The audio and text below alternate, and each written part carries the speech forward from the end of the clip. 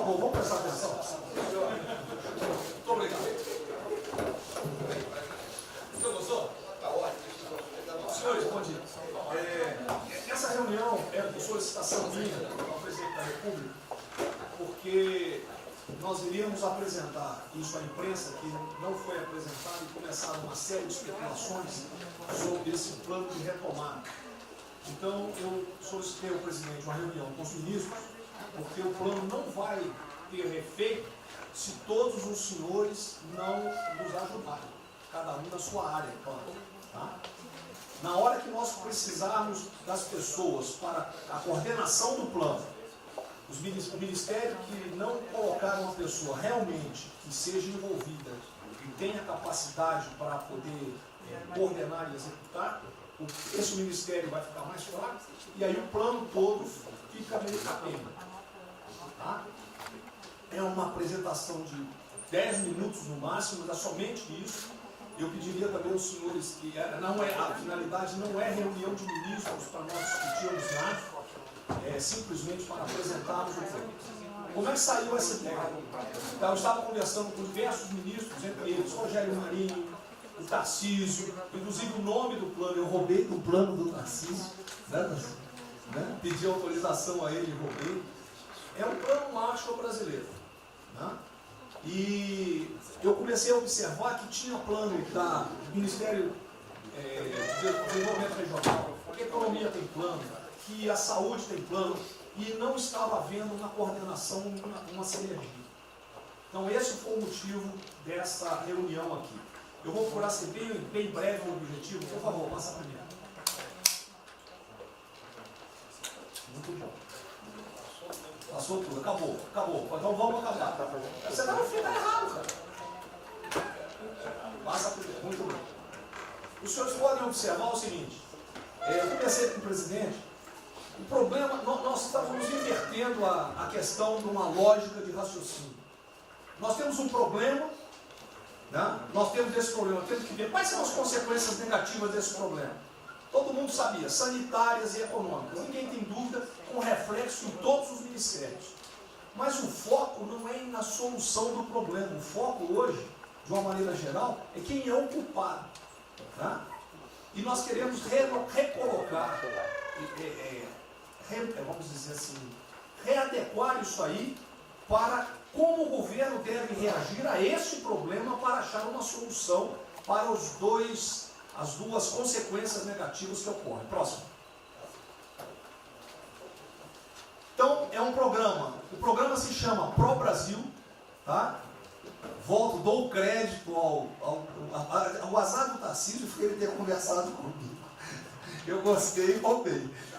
Né? Pro Brasil é um programa para integrar, aprimorar ações estratégicas. Os senhores vão ver que o foco, ele não é de governo, ele é de Estado. Eu estou tentando fazer uma projeção de 10 anos. Tá? Nós vamos ter que fazer isso. Para a retomada do crescimento socioeconômico em resposta aos impactos relacionados ao coronavírus. Tá? Pode passar. As dimensões do programa são essas aí. Tá? Ele pega um modelo de governança, ele busca melhoria da produtividade, investimentos estruturantes e ações estratégicas do setor público. Vai. O programa se divide em duas etapas, ou duas partes. O Pro Brasil, deixa eu ver aqui que eu não estou conseguindo enxergar, Ordem, e o Pro Brasil Progresso. Tá? O Pro Brasil Ordem, que você não imprimiu para mim, que eu agradeço. Não, botou na página errada. Ele pega um arcabouço normativo, ele trata, essas são as medidas estruturantes dele. Vai ter que ter um arcabouço normativo, investimentos privados, segurança jurídica, jurídica e produtividade, melhoria no ambiente de negócios e mitigação dos impactos socioeconômicos. Na parte de investimento, ele foca em obras públicas, parcerias do setor privado. Esse programa também ele tem um foco na redução das desigualdades regionais. Tá? tem um foco na redução das desigualdades regionais. O Cid está com o dedo errado aí. E só um segundo, por favor. Pode passar, por favor, Cid. Qual é a abrangência do programa? Os senhores podem observar que ele tem uma parte de infraestrutura, ele tem ações viabilizadoras e tem ações de apoio na lateral. Como é que é o nome mesmo? Facilitadoras. Então, observe, na infraestrutura, com foco particularmente nessas obras que estão paralisadas, esses investimentos que nós estamos perdendo, que estão paralisados.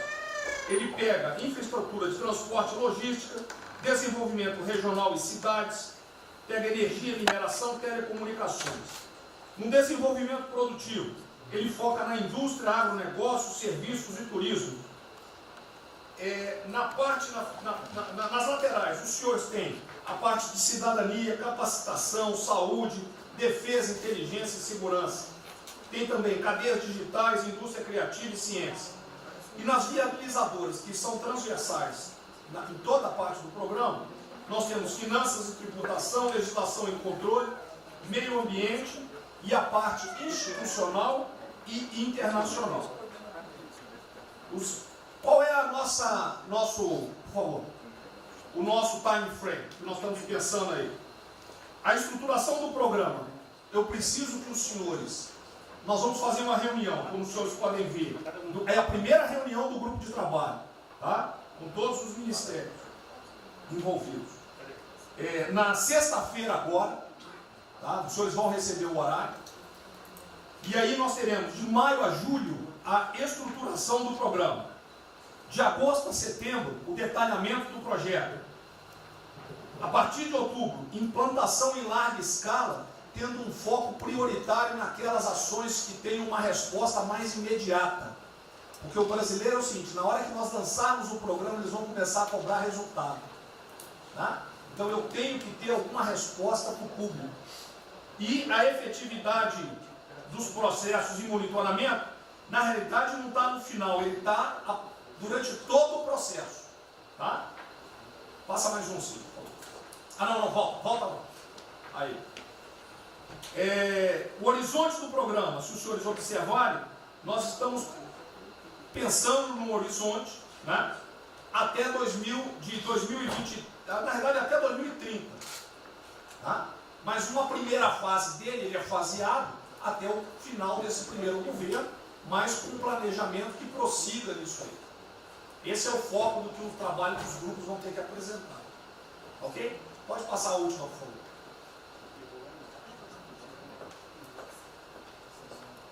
É sem som mesmo. Certo? Só um layout para os senhores. Então, na sexta-feira, eu solicitaria que os senhores, quando enviassem os representantes, esses representantes já viessem com uma noção dos programas ou do que os senhores pretendem dentro dos ministérios de vocês. Uma primeira ideia, e nós vamos partir disso para elaborar isso aí. O trabalho não será feito aqui é somente uma coordenação. Cada ministério vai fazer e nós vamos coordenar. O presidente era só isso. Vamos dar a palavra para o Guedes, com respeito aos demais, acho que o ministro mais importante nessa missão. Eu queria fazer a primeira observação seguinte: não chame de plano Marshall que revela um despreparo enorme. Não, isso aqui foi só aqui agora. Quando se falou em plano Marshall, para o Brasil é um nome espetacular. 10, 1000. Plano Marshall é um desastre.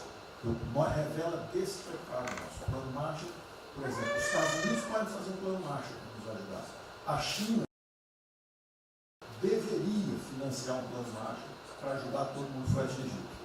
Então, a primeira linha da equação, a gente tem que tomar muito cuidado, isso aqui é o plano pro Brasil. Nos fala plano Marshall, é um desastre, vai revelar a falta de compreensão das coisas. A segunda coisa é o seguinte: é super bem-vinda essa iniciativa para nos integrarmos todos. Agora, não vamos nos iludir.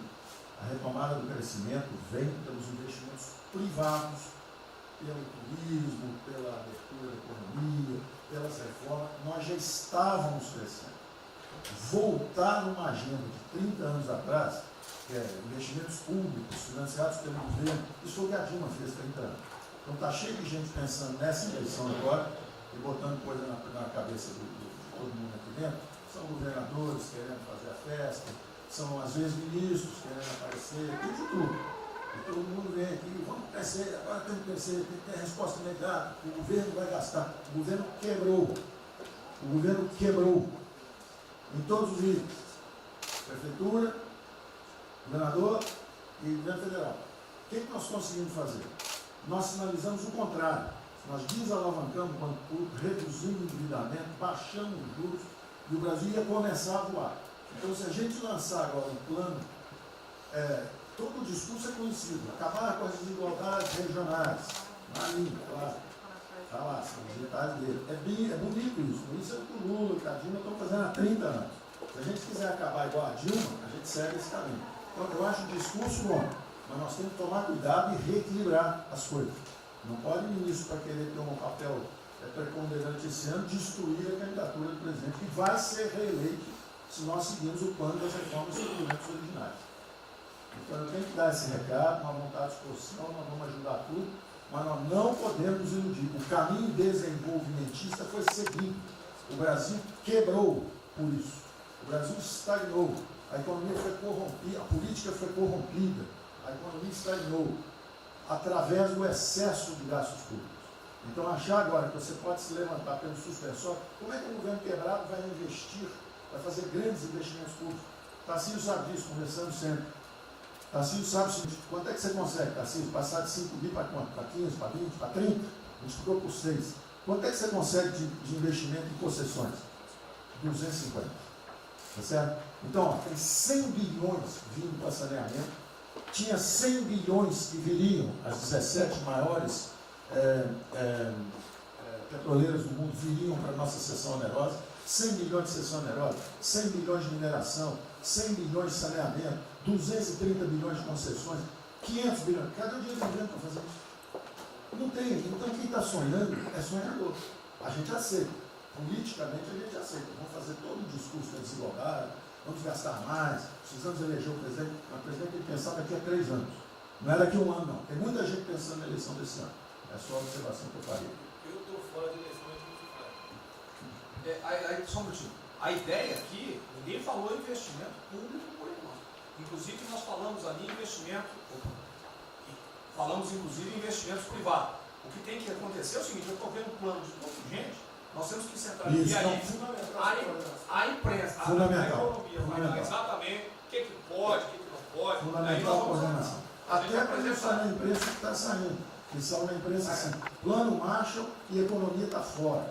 Quer dizer, alguém foi para a imprensa e falou: vê o plano Marshall ali, a economia está fora. Quer dizer, enfraquecer o nosso discurso no momento desse é uma tolice, é um atentado contra nós mesmos. Questão da imprensa, eu acho que eu resumi hoje dentro do palácio 20 segundos. Eu não vou falar com vocês, que vocês não deturpam, vocês inventam e potencializam. Tem que ser o papel de cada um, não pode um sair daqui no cantinho, foi mais ou menos. Não pode falar nada, tem que ignorar esses caras, 100%. Senão a gente não vai para frente. Tem que estar sendo pautado para esses pulhas, o tempo todo jogando um contra o outro. É a Pedro Cristina contra mim, não pode jogar a Pedro Cristina, joga ela contra mim, o tempo todo. Tá? Então, se a gente puder falar zero com a imprensa, é essa aí. Bom, eu vou ser muito rápido aqui, general. Primeiro, parabéns. É fundamental esse processo de coordenação e de centro de governo. Nós precisamos ter isso cada vez mais aprofundado e com melhor qualidade. Segundo, eu quero, não precisa, mas eu quero me somar a essa visão do ministro Paulo Guedes, porque vamos lá. Nós recebemos o governo com 36 mil obras paradas. Oriundas da onde? Do PAC. Só para lembrar. O Abraão tem não sei quantas mil creches. 3 mil creches paradas que somam nessas 36. Então, o que nós trouxemos para o Brasil e como é que nós começamos o ano, e eu vou lembrar, presidente, o senhor sempre disse, é muito triste ver um brasileiro chegar no exterior e ser recebido com o manto da desconfiança. Pois nós passamos, Paulo Guedes, o ano todo, Tarcísio, Tereza, Bento, o nosso ministro Marcos Pontes e outros, andando pelo mundo e fazendo o quê? Vendendo o Brasil. Terminamos o ano, lembra do número, 482 bilhões de investimentos para os próximos 20 anos. Uma boa parte, mineração, petróleo, por aí vai. Recebemos 90 bilhões de bônus de outorga. Nós temos 10 bilhões de dólares do governo da Arábia Saudita que precisa definir onde é que vai votar. Mas o príncipe autorizou. São 50 bilhões de reais. A dinheiro de hoje. Então, eu tenho convicção de que nós temos que continuar fazendo o que a gente vinha fazendo. Ou seja, aprofundando a participação da sociedade. Nós temos uma coisa emblemática aqui, que é a Lei da Liberdade Econômica, que pela primeira vez na história do Brasil, desde que o Brasil é Brasil, o cidadão diante do Estado tem razão, até que o Estado prova o contrário.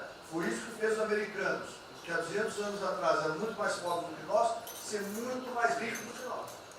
Então, o aprofundamento são sim das reformas, é sim ousar e ter uma reforma tributária que baixe o imposto no Brasil, reduz a carga tributária, estou falando sério. A gente nunca discutiu isso entre nós, mas isso tem que caminhar para isso. Por quê? Porque aí nós damos fôlego à iniciativa privada para que ela faça o que tem que fazer e nós vamos ser mediadores desse processo. Apenas. E sinceramente, eu acho que todo o nosso esforço nos próximos dias tem que ser como é que nós mantemos a nossa linha, porque nós terminamos o ano, ministro Ernesto, ministro Tarcísio. O senhor foi recebido na associação, na Federação das Indústrias Alemãs com um slide que mostrava a 163 para os caminhões atolados e a 163 pavimentado. E o presidente que coordenava aquele momento, eu estava lá lhe aguardando, voltando da Rússia, disse ao senhor, o que vocês brasileiros fizeram que nós não acreditávamos que vocês recuperaram a confiança e estão fazendo tantas transformações.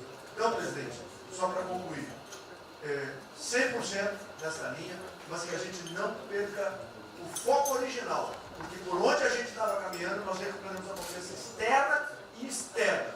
Fomos acometidos de algo muito grave, que é uma doença, e que foi levado ao paroxismo da histeria, porque serve ao interesse de muitos, os mais variados, eu não vou aqui detalhar. Mas, sinceramente, temos que rapidamente voltar ao que nós estamos fazendo, porque nós estamos no caminho certo, e a prova disso é que todo mundo voltou a olhar o Brasil como esse. Bom, eu vou partir do princípio que todos que estão aqui são bem intencionados e querem bem no Brasil.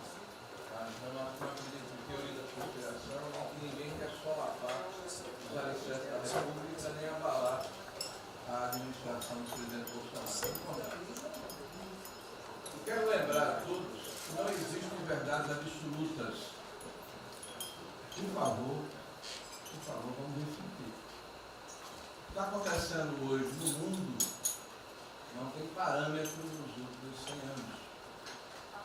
O que está acontecendo hoje no mundo vai permitir, de acordo com a FMI, que foi a previsão de uma semana atrás, de uma diminuição de quase 3% do PIB mundial, no caso do Brasil, de mais de 5%. Não tem paralelo. Em situações extraordinárias, remédios extraordinários de forma circunstancial.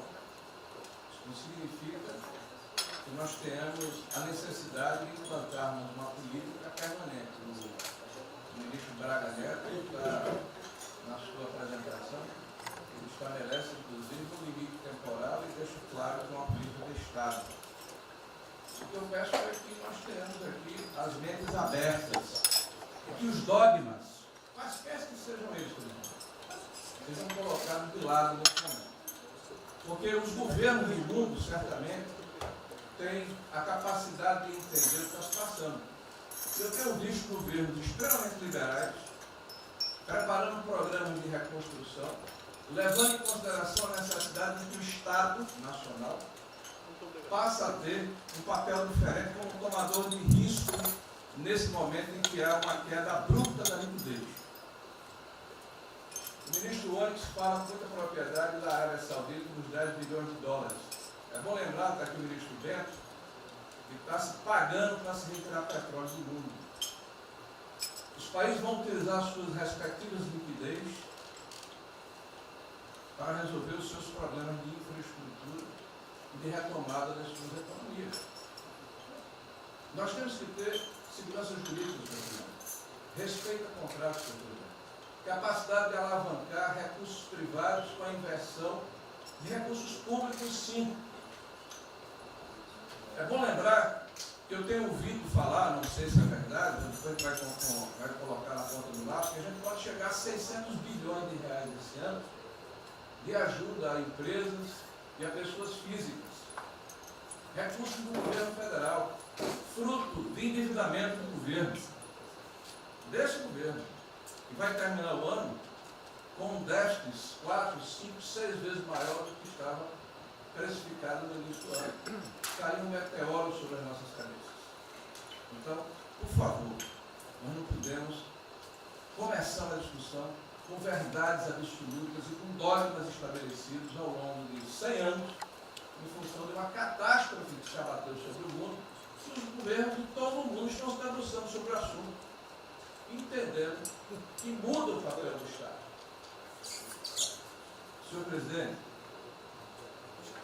é bom lembrar que quando houve a unificação da Alemanha, eu acho que esse é um fato histórico irrefutável,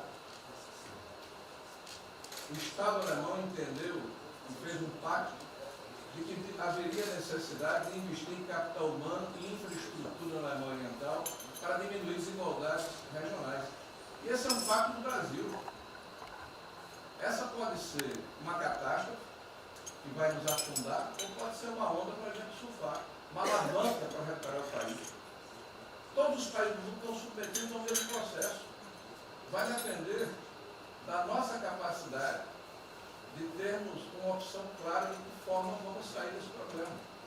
Se vamos gastar 600 bilhões de reais para resolver uma situação que é emergencial e todos reconhecemos que é necessária, e darmos segurança à população, no caso alimentar, para evitarmos o caos, para diminuirmos a mortandade das empresas, tudo bem, está correto, essa é a boa direção.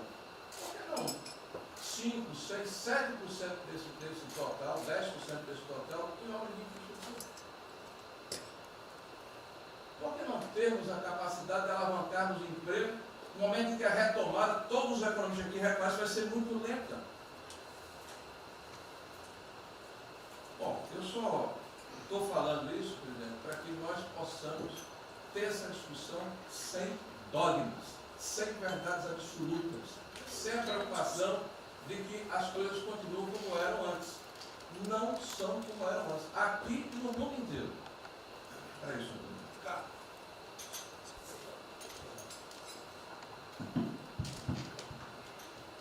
Eu tenho as inteligências das Forças Armadas que não têm informações. A BIM tem seus problemas, tem algumas informações. Só não tenho mais porque está faltando, realmente, temos problemas, aparelhamento, etc. Mas a gente não pode ver essa informação.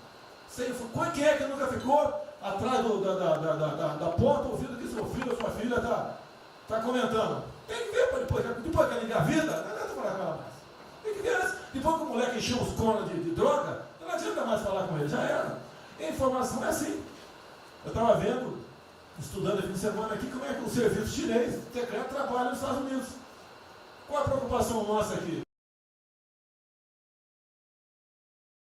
É simples o negócio. Ah, não deve falar publicamente. Deve falar como? Está todo mundo vendo o que está acontecendo?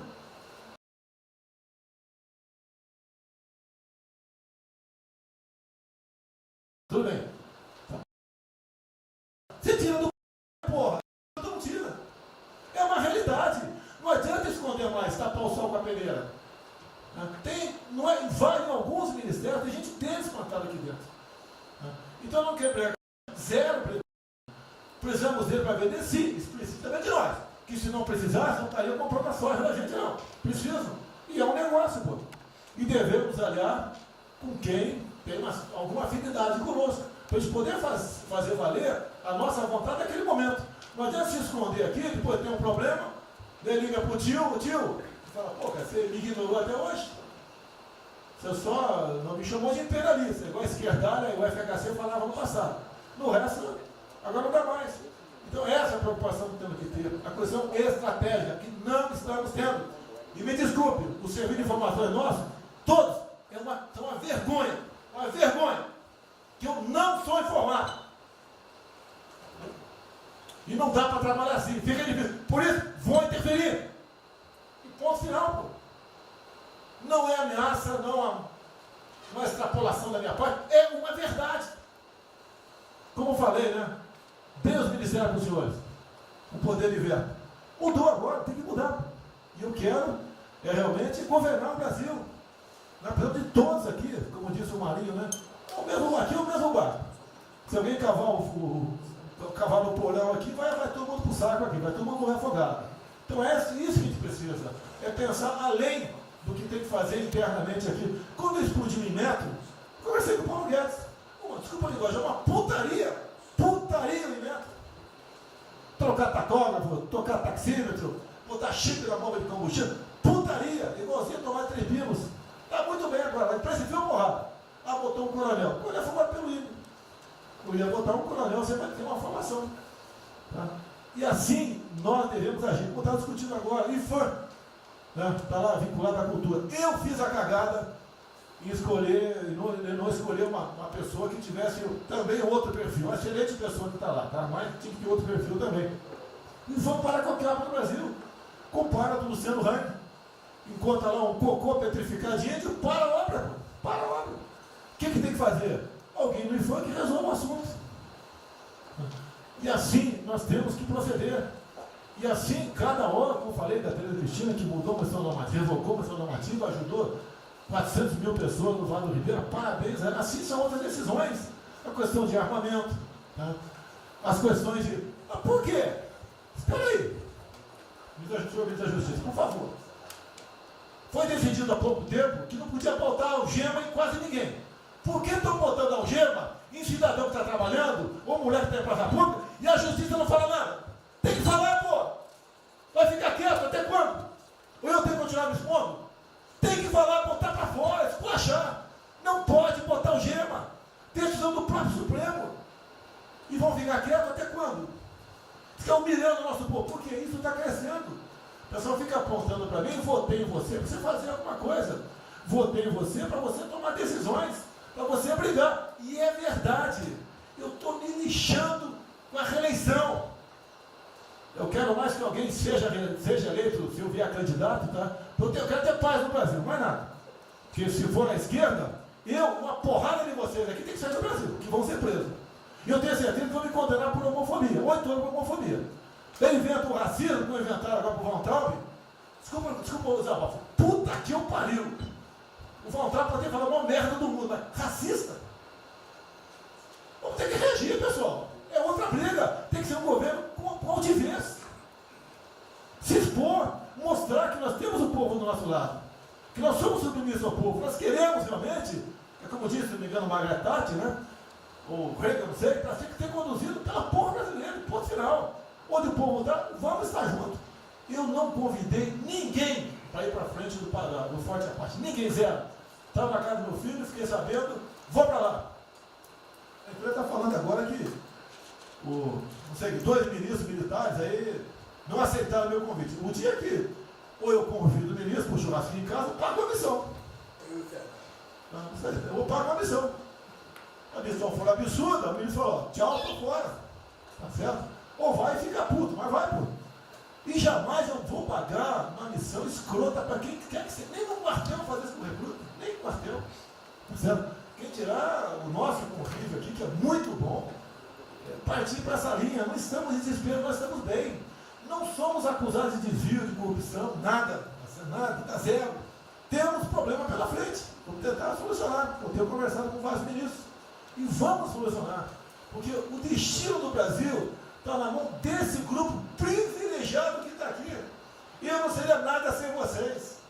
Vocês não seriam ministros sem Sem eu, duvido, dificilmente eu tinha sido ministro, tivesse uma data aqui, eu duvido.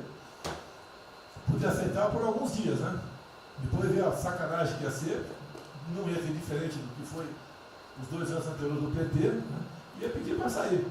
Então, um apelo para vocês, todo mundo se preocupa com o futuro do Brasil, com a questão política. Criticar o ato de uma pessoa ou outra não é criticar o Congresso ou de criticar o Supremo Tribunal Federal. Quem não ficou revoltado, o Moro ficou revoltado com a liberdade desse pessoal. Por causa de vírus, botou esse estuprador para fora. Imagine ter estuprado uma filha nossa, um filho da puta desse posto de liberdade. Nós temos que colocar no lugar dessas pessoas, desse pai que tem a filha estuprada, e o vagabundo foi posto na rua. Com a decisão, foda-se quem seja, tem que jogar pesado em cima disso. Não é um desabafo, pessoal, é uma realidade. O nosso barco está indo, mas não sabemos ainda, no momento, dado o último caso, vírus, para onde é nosso barco. Pode estar indo em direção ao iceberg. A gente vai para o fundo. Então vamos se ligar, vamos se preocupar. Quem de direito se manifesta com altidez, com palavras polidas, tá? Mas tomar uma posição, porque não pode tudo veio para a minha retaguarda, tudo. Tá? E vocês têm que apanhar junto comigo, logicamente, quando tiver motivo para apanhar, ou motivo para bater.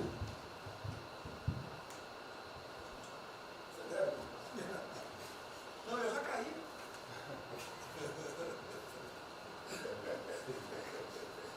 O ministro Moro, por favor.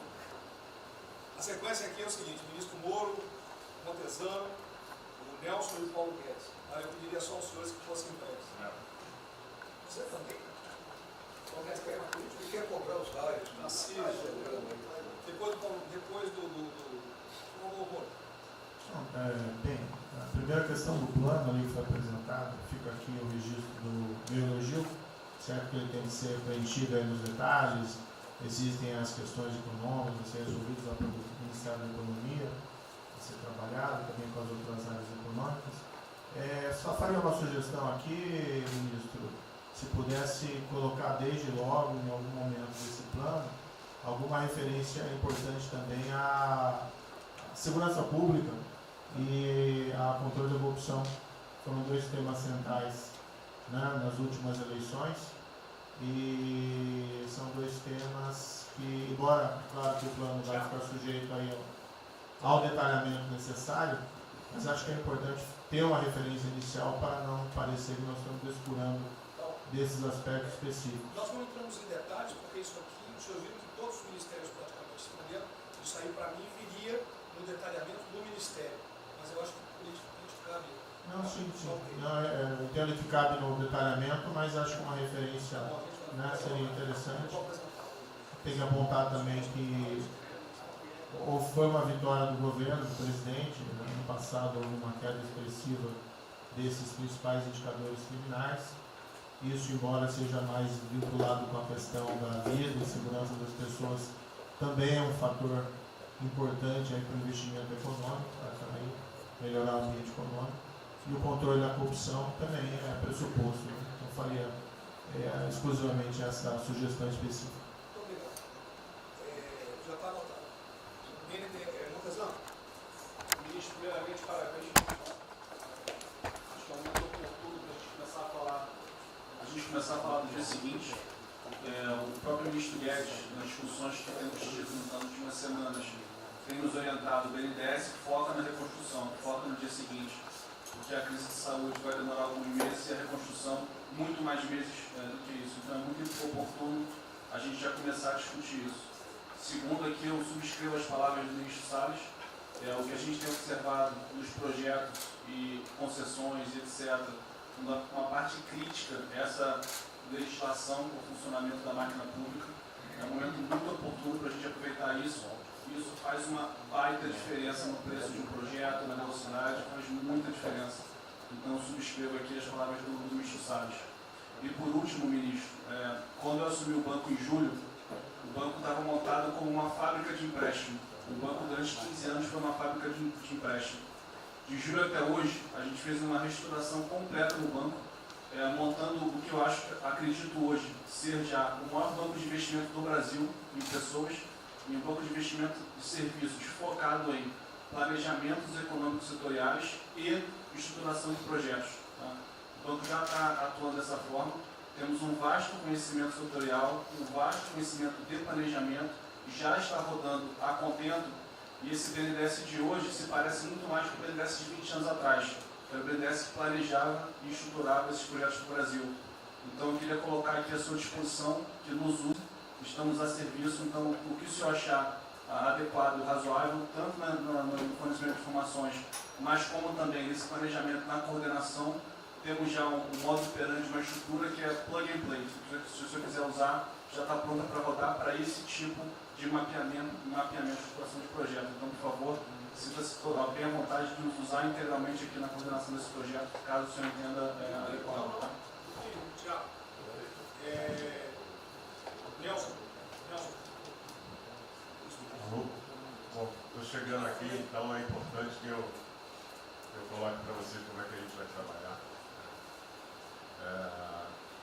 A saúde é fundamental, porque enquanto a gente não mostrar para a sociedade que a gente tem o controle da doença, da saída dela, qualquer tentativa econômica vai ser ruim, porque o medo vai impedir que você trate a economia como uma prioridade. Então, controlar a doença hoje é fundamental. E controlar a doença não significa que a gente vai curar a doença em uma semana, mas que a gente não é um barco à deriva e que a gente tem uma estratégia para trabalhar essa doença.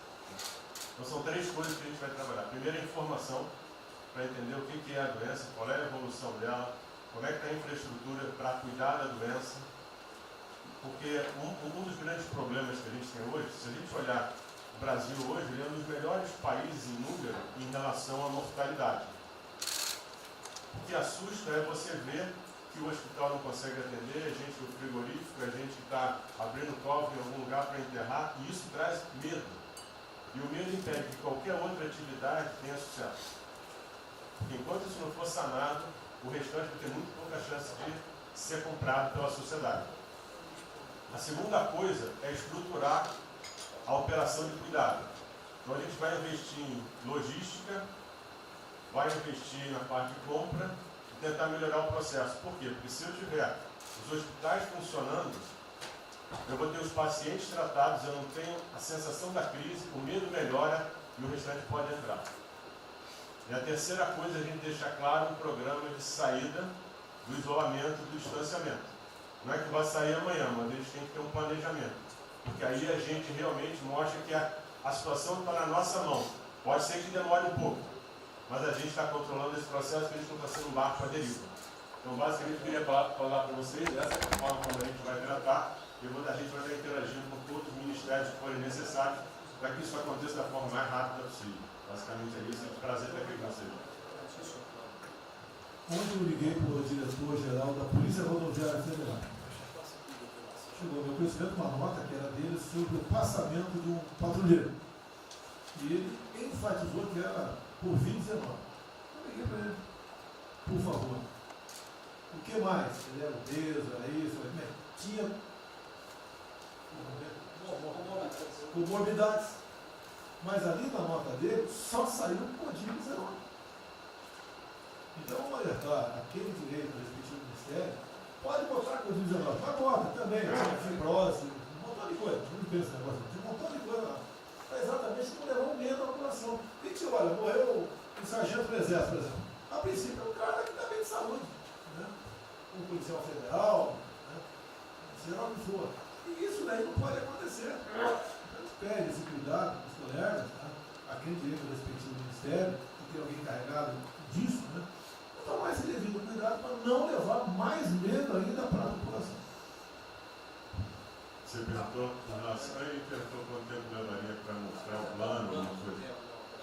Eu acredito que. Não, nós já conversamos hoje. Não, nós já conversamos hoje sobre isso. O COP está montando junto com a saúde. Tá? Eu não posso dizer. A gente está trazendo recurso para poder acelerar esse processo, porque na verdade a gente está correndo muito tempo. Enquanto a gente não conseguir controlar a percepção que a gente hoje tem condição de cuidar das pessoas, vai ser difícil. Né? E o problema da doença é que você pega um sistema que, se você falar em eficiência, os hospitais têm que ser eficientes. Então, quando você fala em eficiência, você vai quase no limite do cuidado. Você não tem sobra, você não tem gordura. Quando você pega uma doença que chega, que é muita gente ao mesmo tempo, você não consegue ter agilidade para preparar o sistema para cuidar dela. E a gente tem um problema adicional que a gente tem que tomar cuidado, que é o seguinte: quando você tem os hospitais com você tem muita gente falando de Covid, os hospitais estão diminuindo muito o atendimento, o que significa que eles vão ter problema financeiro. Se isso prorroga, esses hospitais vão ter cada vez mais dificuldade. Você vai poder ter um hospital mais sucateado, um hospital fechado. O que está acontecendo hoje? Vamos botar em números hoje. A gente tem 4 milhões de pessoas hoje com a Covid. O Brasil hoje tem 212 milhões de pessoas. Tem 208 milhões que não estão tendo a atenção necessária. Você tem câncer, cardiovascular, isso tudo está represado, a demanda é reprimida. Quando você controlar a Covid, o não Covid vai chegar com tudo. Você pode pegar uma estrutura sucateada.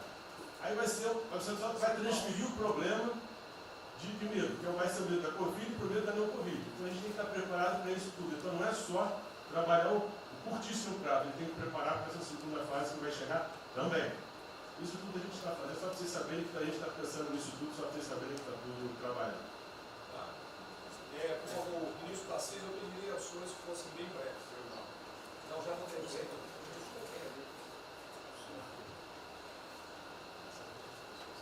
Só para louvar a iniciativa, acho que é importante essa coordenação da Casa Civil. Tenho certeza que é o que a sociedade espera isso de nós.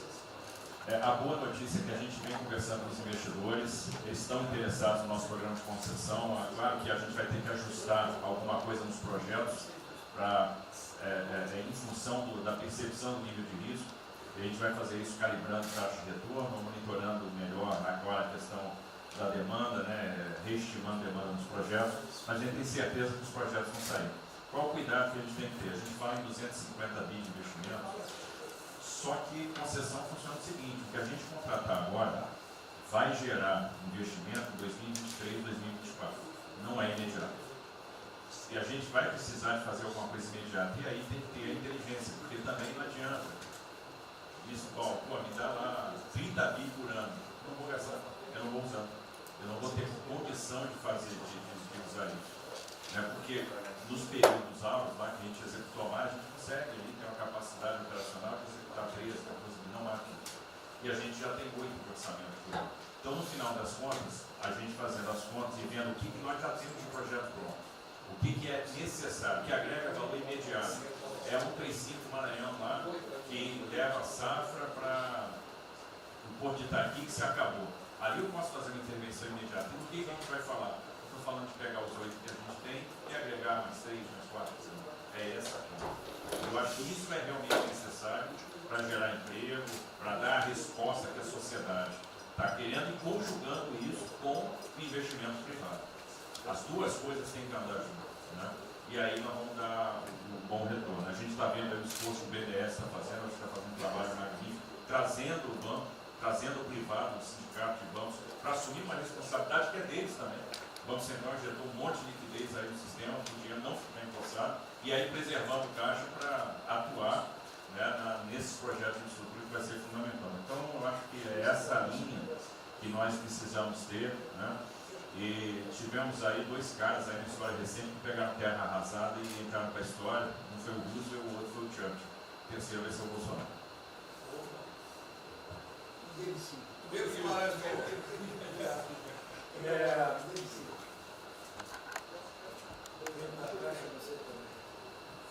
Peço aos senhores que sejam breves. São só 5 pontos muito rápidos.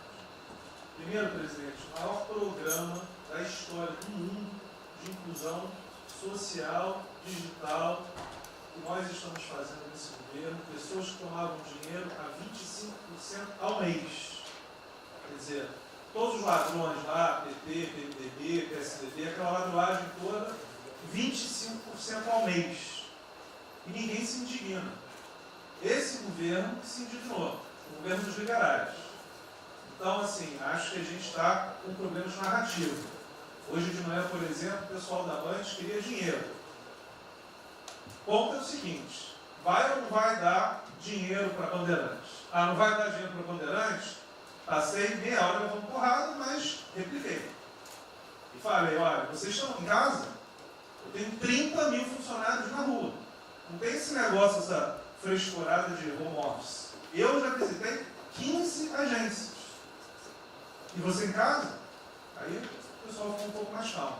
Quer dizer, eu posso ter 30 mil brasileiros nas agências lá. Sabe quantas pessoas a Caixa está pagando hoje? 7 milhões de pessoas. E todo mundo home office. Que porcaria é essa? Desculpa o meu ponto, presidente. Como o senhor falou, eu vou me emocionar. O Luiz Lima, que nadou com meu pai, foi atleta olímpico, teve a esposa e a filha de 14 anos presa ontem, no Camburão. Que porra é essa? Desculpa. Que porra é essa? O cara vai pro Camburão com a filha, que se fosse eu, ia pegar minhas 15 armas e ia dar uma... Eu ia morrer. E se a minha filha fosse pro Camburão, eu ia matar ou morrer. Que isso? Estava nadando, é uma atleta olímpica. Você tira a pessoa está nadando com 14 anos. Eu tenho uma filha Maria de 14 anos. Se a minha filha fosse pro Camburão, ou eu matava ou morria. Que isso? E a esposa do Luiz Lima nem usou o fato de ser esposa de um deputado federal. Mas assim, foi calado, céu é aquele governador roubando para direita, está tudo quanto é lado. Então o governador rouba, aí ele sai prendendo todo mundo e fica tudo isso por isso mesmo. Aí a gente faz o maior programa da história da humanidade de inclusão de pessoas que recebiam 25% ao mês, cobrado. PSDB, PT, PMDB, aquele grupo todo. Na hora de privatizar, todo mundo, com 200 milhões, 300 milhões, tem vice-presidente da Caixa que eu expulsei, dos 120, 105 eu tirei. E se o senhor precisar, obviamente, meu chefe, o ministro Paulo Guedes, ele decide. Não tem problema. Inclusive, porque o que acontece? Se roubar, eu vou ligar para o ministro Moro para prender. Agora, se precisar de uma diretoria, não sei o quê, desde que sejam honestos, o ministro Paulo Guedes é que decide, etc. Mas dos 120, eu tirei 105. E na Caixa, não tem solicitado, até onde eu saiba. Mas, assim, eu acho que a gente está levando muita porrada, presidente. E, de novo, não estou dizendo de ninguém daqui, não, só leva porrada. Agora, tem limite. Desculpa, todo lugar que eu vou, as pessoas normalmente são educadas. Mas a paciência chega no limite, obviamente não dessa maneira, eu acho que tem um ponto. Nós estamos emprestando 154 bilhões de reais, mas só um ponto que eu acho importante. Tarcísio é super meu amigo e ele é muito esperto. Qual que é o grande ponto que a gente tem que evitar? O cara está quebrado, já estava quebrado antes e quer lançar um lesinho. Então, assim, claramente tem que ajudar, eu concordo. Tanto que nós emprestamos 43 bilhões de reais para o segmento imobiliário. 1,5 milhão de pessoas deixaram de ser demitidas. Agora não é para todo mundo, não. Aquela empresa que já estava quebrada antes, por que a gente vai dar uma lesinha? Então, este ajuste fino é importante que os bancos têm que fazer. Por quê? Último ponto que eu falo. Já estou sendo processado também, nós dois juntos da cadeia, por causa do auxílio emergencial. Sabe o que tem? Tem gente do TCU dizendo que a gente está ganhando muito e tem gente dizendo que a gente está ganhando pouco. Ferrou. Ou seja, tem gente querendo me prender porque está dizendo que a gente está ganhando muito. E tem gente querendo me prender, que são aqueles caras lá que estavam antes, ganhando pouco. Vou acabar sendo preso, mas o que a gente não vai fazer? Deixar 30, 40, 50 milhões de pessoas passarem fome. Então, é só o meu recado dizendo o seguinte: a Caixa, o banco de todos os brasileiros. Poxa, a gente está com 30 mil pessoas. Eu passo ligando 45 pessoas na Caixa que tiveram coronavírus. 2 faleceram, um, na verdade, com 70 anos já estava aposentado, e outro. A pessoa, eu chorei mais do que a pessoa, a mãe. Uma pessoa em 30 mil que estão o dia inteiro. E eu já falei para minha esposa, se tiver qualquer coisa, eu vou tomar 1 litro de hidrocloroquina, aquelas coisas todas. Então, assim, eu acho que a gente está, só o último ponto, numa questão de histeria coletiva. Quer dizer, eu posso ter 30 mil funcionários da Caixa pagando 7 milhões hoje, 2 milhões na segunda, ontem a gente abriu 800 agências, vamos abrir no sábado, no domingo, 2 horas antes. Então, o que a imprensa quer? Que você pague e dane-se os funcionários da Caixa. Mas se morrer 2, Jornal Nacional, presidente Bolsonaro e presidente Pedro, irresponsáveis porque abriram. A gente só vai levar porrada. Agora, realmente, meu ponto é inaceitável, foi a primeira vez que aconteceu. Eu conheço a Milena, Romine, atleta olímpico. Quer dizer, um atleta olímpico, a esposa atleta olímpica, a filha de 14 anos no Camburão. Eu não sei se eles botaram lá atrás ou no meio. E aí você solta o estuprador, então acho que realmente tem uma questão. De novo, eu quero só reforçar uma coisa. O ministro Moro, em um dia, resolveu um problema muito importante. Muito obrigado, Luiz. O que aconteceu? Os guardas, né, os que ficam dentro da agência, não poderiam, pela legislação, estar fora. O que aconteceu? O ministro, 5 horas, resolveu o problema. Então, nos próximos 90 dias, os atendentes da Caixa Econômica Federal, os guardas, vão poder ir para fora para ajudar a fila.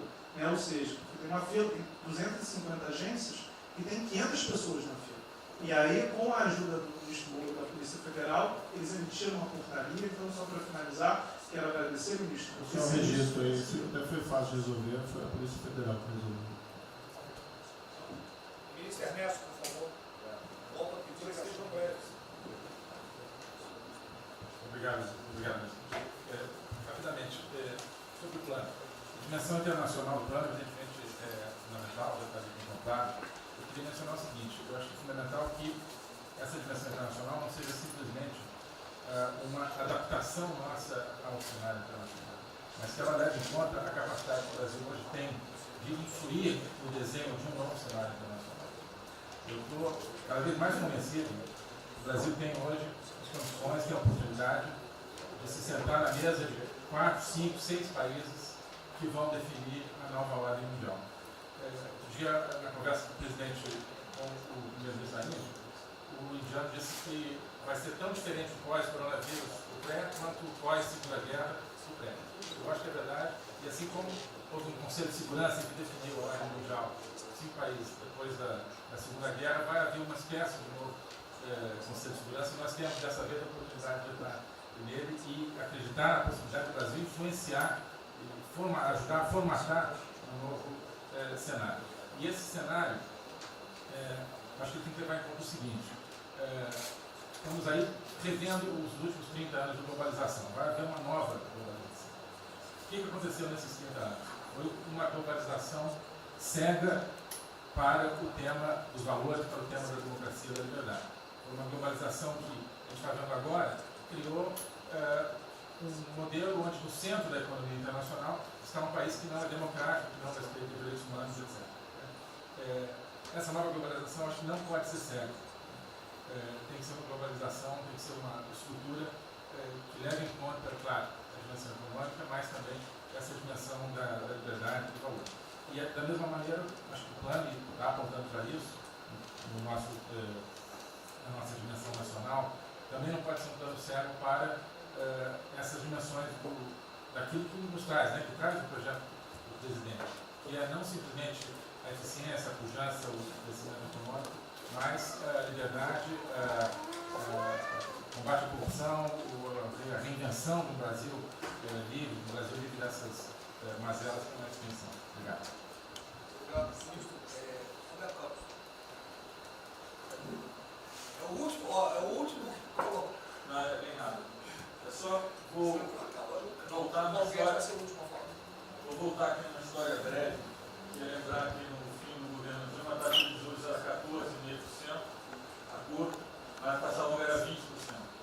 E aí quando a gente olha o que aconteceu e o que proporcionou a taxa de juros cair, é interessante, porque teve um dia, 18 de agosto, saiu uma manchete no jornal que todos os elementos apontavam que ia ter o teto de gastos.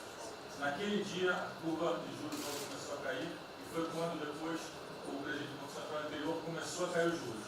Ele caiu os juros até o nível de 6,5%, estabilizou, teve a incerteza das eleições, com a incerteza do PT poder voltar, a taxa piorou. Depois, curiosamente, quando o mercado entendeu que ia ter a Previdência, foi quando abriu espaço para colocar os juros novamente. Então, a razão dos juros ter ido de 14,5%, 15% ou 20% para o que está hoje foi o fato da sociedade do mercado ter entendido que o governo ia ter disciplina em relação às contas públicas. Isso a gente não pode esquecer. Tá? Me permite, então você está dizendo aí que não só a Selic tem como uma taxa longa, nós devemos basicamente a PEC do teto, é isso? Isso. Estou dizendo exatamente isso. E depois também a Previdência. Então, dito isso, eu acho que é importante a gente passar essa mensagem. Um outro tema só, aí em relação ao plano, 3 pontos só que eu acho importantes. A gente tem feito reuniões entre os banqueiros centrais de vários países do mundo, quase todas as semanas. Eu acho que tem 3 pontos que são importantes. Primeiro, existe um consenso hoje que o mundo privado está com muito medo de tomar risco. Então, que não vai ter como ter uma saída rápida sem que o governo não entre de alguma forma tomando risco. Porque o mundo privado está com medo de tomar risco pelo fator medo. Que é o fator que o doutor me ensinou, que eu acho que é muito importante. Se amanhã você permitir todo mundo no estádio de futebol que é um jogo, será que todo mundo vai sair de casa e vai? Qual é o fator medo? E o fator medo é interessante porque quanto mais informação você tem, mais medo você tem. Porque a mídia joga medo. Então você tem hoje uma classe mais alta que tem mais medo que a classe mais baixa, exatamente porque eles têm mais acesso à informação e a informação enviesada. Então, o primeiro ponto é esse tomar risco. O segundo ponto rápido é um tema que eu acho que está muito crescendo também, crescendo bastante, que é a análise, que a gente chama de análise intertemporal. Quando você faz uma ajuda, quando o governo faz um gasto, geralmente acontece duas coisas. Ou você bota fundo perdido, ou seja, esse gasto não vale nada, e aí vai ter um reflexo na economia, na taxa de juros, ou as pessoas exageram falando esse gasto vai ser multiplicador. Provavelmente não é uma coisa nem outra. O que eu acho que falta de analisar os gastos do governo é o quanto desse gasto que eu recupero lá na frente, via preservar empregos, via manter uma empresa viva que ia morrer. Então eu acho que falta a análise completa do gasto. O gasto nunca é fundo perdido. Também ele nunca é muito multiplicador, ele é um meio do caminho de uma coisa e outra. E o que eu acho que falta é a análise de eu vou gastar tanto e esse gasto vai ter essa efetividade. Por exemplo, existe uma percepção do mercado que dinheiro para governador e prefeito é dinheiro jogado fora. Pode ser que seja mentira, mas existe essa percepção hoje. E tem vários vídeos rodando por aí, os senhores devem ter visto, de que o dinheiro vai para a prefeitura e não vai parar, porque vai em bem intangível, que é difícil de controlar. Vai em programa que a pessoa nunca tem como monitorar. Então, acho que é importante esse tema de fazer essa análise intertemporal e ver realmente qual é a eficiência do gasto. E por último, último ponto, conversando com investidores, a gente tem feito isso, inclusive nós fizemos uma conversa, 2 bancos centrais com investidores, inclusive de infraestrutura, e o problema principal que aparece em toda a conversa no Brasil, do investidor privado, é que no passado, toda vez que o investidor privado entrou, teve muita sacanagem. O tema da governança é super importante. Então, eu estava conversando com o Marinho, a coisa mais importante desse projeto, na minha opinião, é garantir que a governança é boa. O investidor privado ter certeza que ele vai estar junto com o governo, ou ele vai estar em grande parte tomando risco, às vezes o governo vai tomar um pouquinho, mas que é uma coisa que ele não precisa se preocupar na frente da governança. E o jeito de melhorar a governança é colocar agentes internacionais que fazem governança mundial. A gente conversou um pouco sobre isso. Só isso, obrigado. Obrigado. Ministra Damares, por favor. Perdão, Marcelo já falou? Não. Ministra Damares. Ministro, parabéns pela ideia, mas eu preciso lembrar, eu preciso fazer sempre isso para que a gente não perca o foco, a questão de valores, ministro. Esse governo tem um pilar dos valores. Não se pode construir nada neste governo sem a gente trazer valores. Nós estamos sabendo, e a gente está falando o tempo todo, que nós não seremos mais os mesmos depois dessa pandemia. O mundo não será mais o mesmo, nós não seremos mais o mesmo, e nós vamos ter que fazer uma revisão de políticas públicas no mundo todo e no Brasil. Nós vamos ter que nos reinventar, com certeza. Neste momento, o que nós estamos vendo aqui no nosso comitê? Nós estamos buscando dados e não estamos encontrando dados. Nós recebemos um governo que não tinha dados, os dados que nós tínhamos eram falsos, mentirosos. Um Brasil de achismo, um Brasil de talvez, eu acho que talvez sim, talvez não. Políticas públicas construídas até agora nessa nação em cima de talvez e de achismo. Nós vamos ter que rever muita coisa. É um país plural. Quando a gente foi buscar os povos tradicionais agora para a gente construir enfrentamento ao coronavírus, nós descobrimos, ministros, que nós temos 1.300.000 ucranianos no Brasil. Ninguém nunca falou de ucranianos para nós no Brasil. Com a sua cultura totalmente preservada no Brasil. Nós estamos com 1.500.000 ciganos e eu falava de 1.300.000 e são 1.500.000 ciganos. Nós estamos... Então, presidente, nós vamos ter que rever muita coisa na aplicação das nossas políticas públicas no Brasil.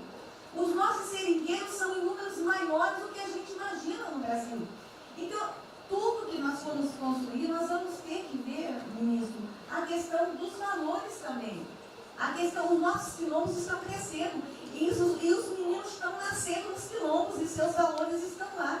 Então, tudo vai ter que ver a questão dos valores.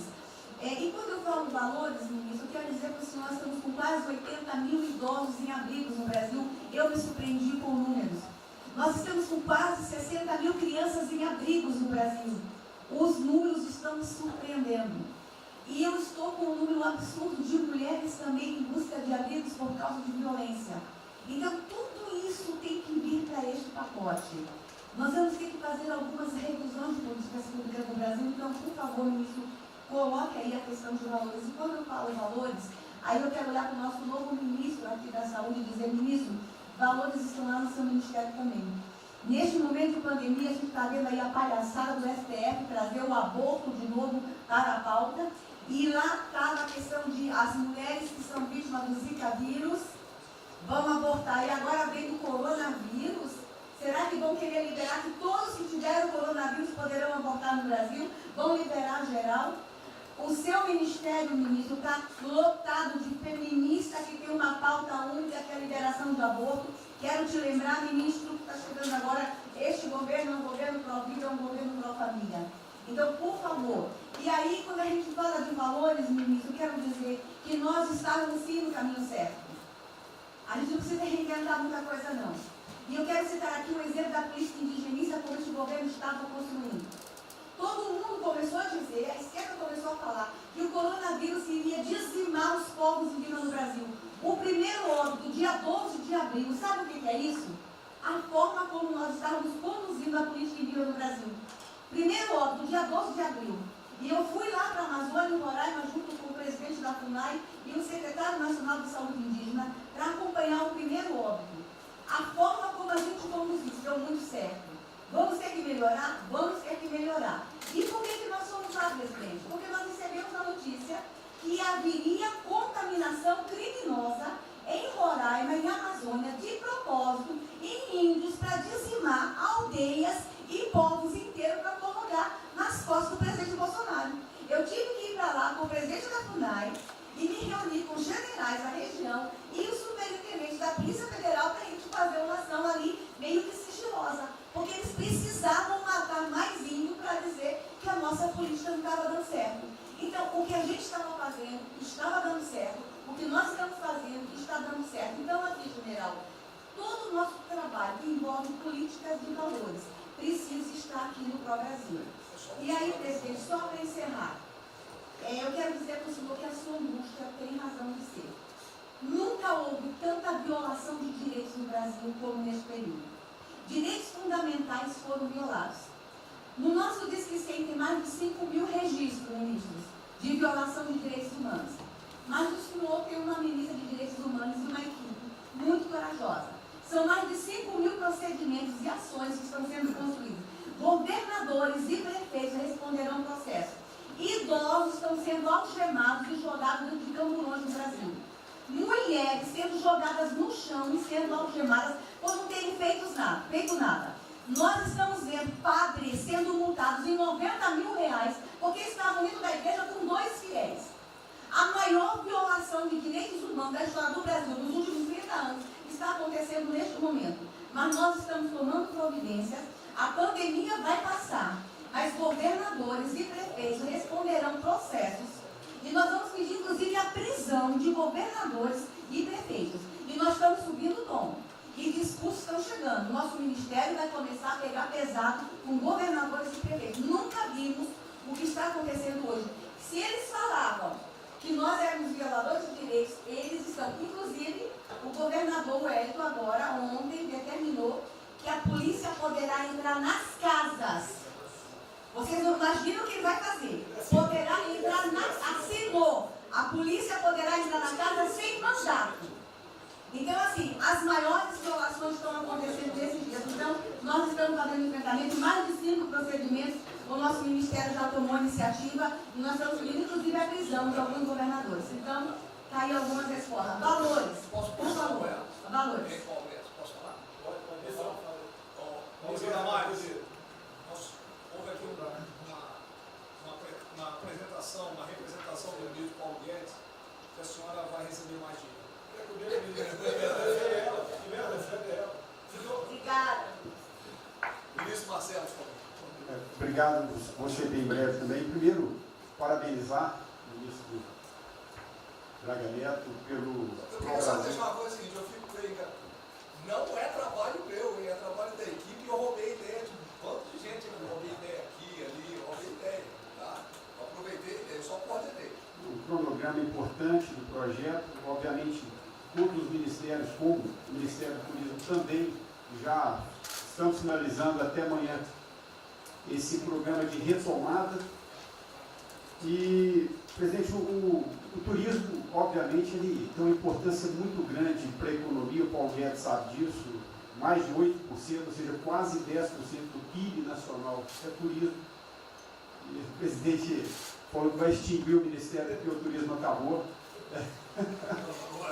Agora precisa do Ministério mais do que nunca, presidente. O turismo ele vinha numa crescente muito importante. O ano de 2019 cresceu 2,6%, enquanto a economia cresceu 1%, gerou 163% a mais de emprego do que o ano de 2018. E, obviamente, no meio dessa pandemia, foi o primeiro a ser impactado de forma brutal. O Rogério Marinho sabe bem disso e nos ajudou muito aí.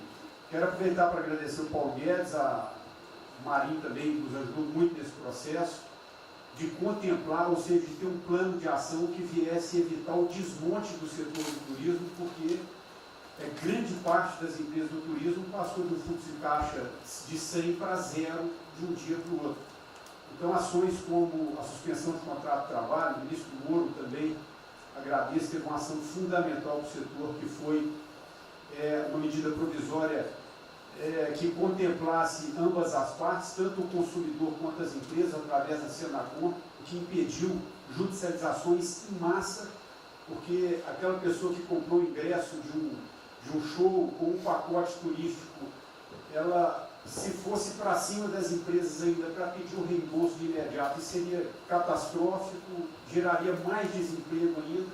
Essa medida provisória garantiu que as empresas pudessem ter um fôlego, um prazo aí de até 12 meses para fazer esse reembolso. Um terceiro ponto foi a questão dos créditos, que está terminando de ser fechado junto ao BNDES. Agradeço muito aí também o Montesano, a Caixa Econômica também, o Pedro, o ministro Paulo Guedes, que o entrave maior estava na questão das garantias, mas a gente está conseguindo finalizar esse modelo de crédito para contemplar a todos, desde o MEI ao micro, pequeno, médio, o grande empresário no Brasil do setor do turismo. O setor, presidente, ficou muito feliz, se sentindo contemplado com todas essas ações e medidas por parte do governo federal. O setor do turismo no Brasil fizeram cartas com as principais associações agradecendo a postura do governo federal em relação a isso. Eu quero, presidente, falar um assunto aqui que talvez seja muito polêmico, mas eu acho que é importante esse debate nesse momento. Aí eu falo também para a ministra Damares, que eu sei que é uma pauta muito sensível também a ela, que é a questão, presidente, porque o Ministério do Turismo agora tem que ter um planejamento, um plano de atração de investimentos, que é o que gera emprego, renda, é o que ajuda, obviamente, a economia do Brasil. E para isso, presidente, eu acredito que é um momento propício nesse planejamento da retomada discutir os resorts integrados. Não é legalização de jogos, não é bingo, não é caça-níquel, são resorts integrados. Obviamente, presidente, uma pauta precisa ser construída, ainda mais estou olhando para o cara aqui para mim. A pauta precisa ser construída com as bancadas da Câmara, tanto a evangélica quanto a católica, mostrando ou desmistificando vários mitos que giram em torno disso. Não sei se o ministro Paulo Guedes concorda. Nós temos a possibilidade de atrair pelo menos 40 bilhões de dólares para o Brasil só de outorgas, de investimentos imediatos para essa pauta.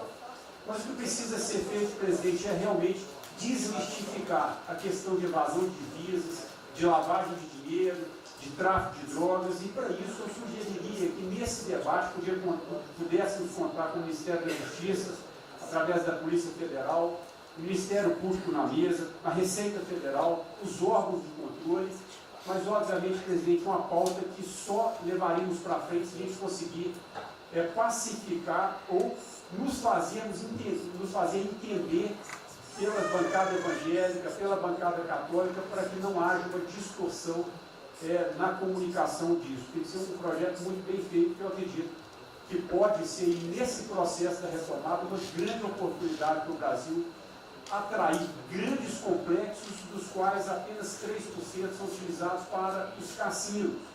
E outra, isso não tem impacto diretamente nenhum na família dos trabalhadores brasileiros.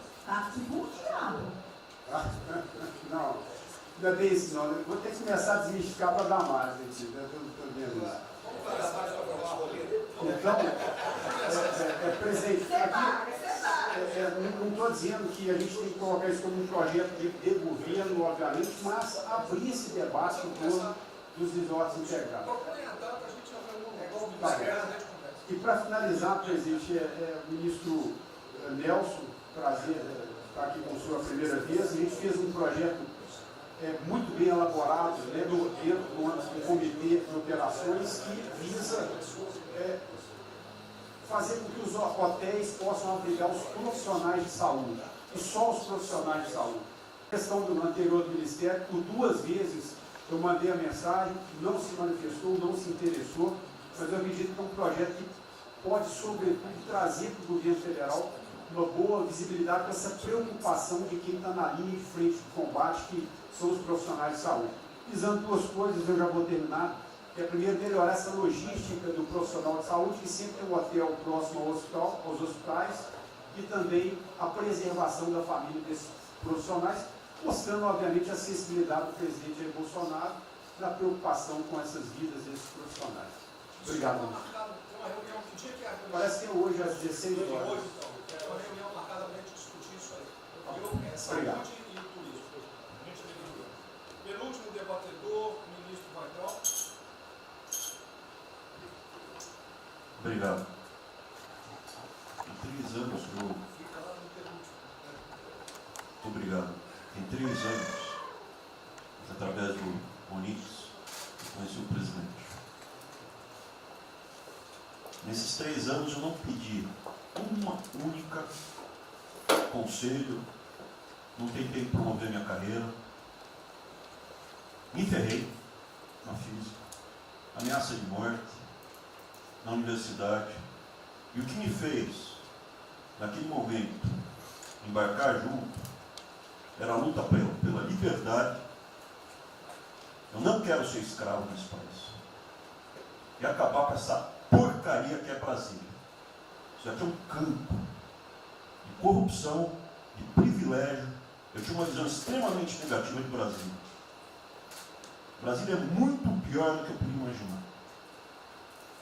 As pessoas aqui perdem a percepção, a empatia, a relação com o povo. Se sentem inexpugnáveis.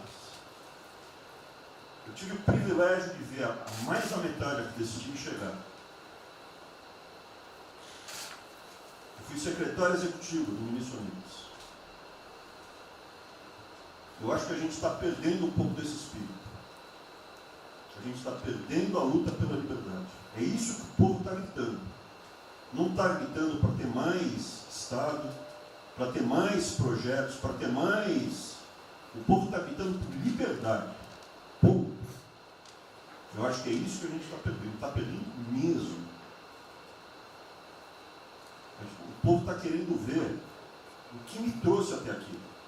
Eu, por mim, botava esses vagabundos todos na cadeia. Começando no STF. E é isso que me choca. É só isso, presidente. Eu realmente acho que toda essa discussão de vamos fazer isso, vamos fazer aquilo, eu vi muitos ministros que chegaram, foram embora. Eu percebo que tem muita gente com agenda própria. Eu percebo que tem, assim, tem um jogo que é jogado aqui, mas eu não vim para jogar o jogo. Eu vim aqui para lutar. E eu luto e me ferro. Eu estou com um monte de processo aqui no Comitê de Ética da Presidência. Eu sou o único que levou processo. É um absurdo o que está acontecendo aqui no Brasil. A gente está conversando com quem a gente tinha que lutar. A gente não está sendo duro bastante contra os privilégios, contra o tamanho do Estado. E eu realmente estou aqui de peito aberto, como vocês sabem disso. Levo tiro, odeio o Partido Comunista, que está querendo transformar a gente numa colônia. Esse país não é. Odeio o termo povos indígenas, odeio esse